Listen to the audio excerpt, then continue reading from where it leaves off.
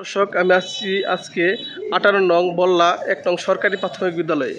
যে প্রতিষ্ঠানটি একটি মডেল বিদ্যালয় হিসাবে প্রতিষ্ঠিত হওয়ার কথা ছিল, কিন্তু প্রতিষ্ঠানের সাবেক সভাপতি এবং প্রধান শিক্ষকের গাফিলতির কারণে এই প্রতিষ্ঠানটি আজকে একটি ময়লার বাগানে পরিণত হয়েছে, যেখানে রয়েছে এই প্রতিষ্ঠানের চারপাশে ময়লার বাগার। দেখতে পাচ্ছেন বাজারে যত পলিথিন এবং খাবারের অবশিষ্ট অংশ রয়েছে, পচা অংশ রয়েছে, সেই অংশগুলো এই বিদ্যালয়ের পাশেই ফেলে যাচ্ছে।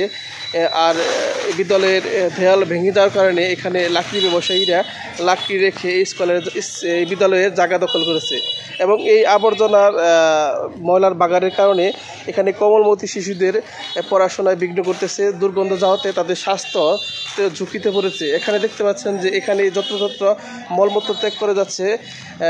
একটি পাবলিক টয়লেট হিসাবে আসলে এই প্রতিষ্ঠানকে ব্যবহার করছে স্থানীয়রা।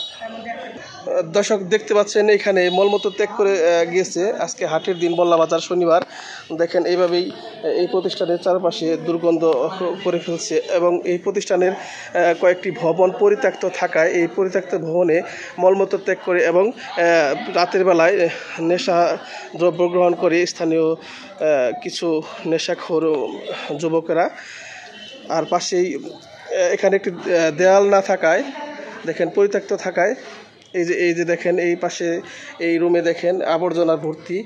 বিশেষ করে এই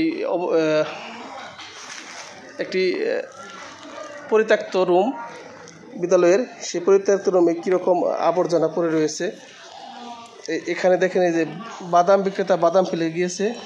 মনে করেন যে এই প্রতিষ্ঠানটা একটি ময়লার বাগারে পরিণত হয়েছে এবং এই প্রতিষ্ঠানের আশপাশে দেখবেন পাবলিক টয়লেট। এই পাশে দেখতে পাচ্ছেন ওই একটা টয়লেট, এটা হচ্ছে এই বাজারের পাবলিক টয়লেট। আবার এই পাশে রয়েছে একটি পাবলিক শৌচাগার। দেখতে পাচ্ছেন একটি আসলেই ময়লার বাগার এবং কি এই প্রতিষ্ঠানটি হচ্ছে একটি পাবলিক টয়লেট হিসাবে পরিণত হয়েছে, যে প্রতিষ্ঠানটি হওয়ার কথা ছিল একটি মডেল প্রতিষ্ঠান। বিদ্যালয়ের চিত্রটি আপনাদের দেখতে পাচ্ছেন। বিদ্যালয়ের পূর্ব পাশে দেখতে পাচ্ছেন যে ময়লার বাগার পরিণত হয়েছে। এখানে অস্বাস্থ্যকর পরিবেশে এই বাজারে যত আবর্জনা রয়েছে সেগুলা এখানে ফালানো হয়েছে। এই কারণে এই শিশুদেরকে মারাত্মকভাবে স্বাস্থ্য ঝুঁকি হচ্ছে স্থানীয় মানুষ দাবি করে এবং এই প্রতিষ্ঠানের ভারপ্রাপ্ত প্রধান শিক্ষক আব্দুল মোহাম্মদ আলী তিনিও ব্যক্ত করেন যে এই প্রতিষ্ঠানে আসলেই আগে যেরকম ছিল তার সাথে প্রকট আরও আকার ধারণ করেছে এই প্রতিষ্ঠানের চারপাশে যে ময়লার বাগার এবং পাবলিক টয়লেট থাকার কারণে।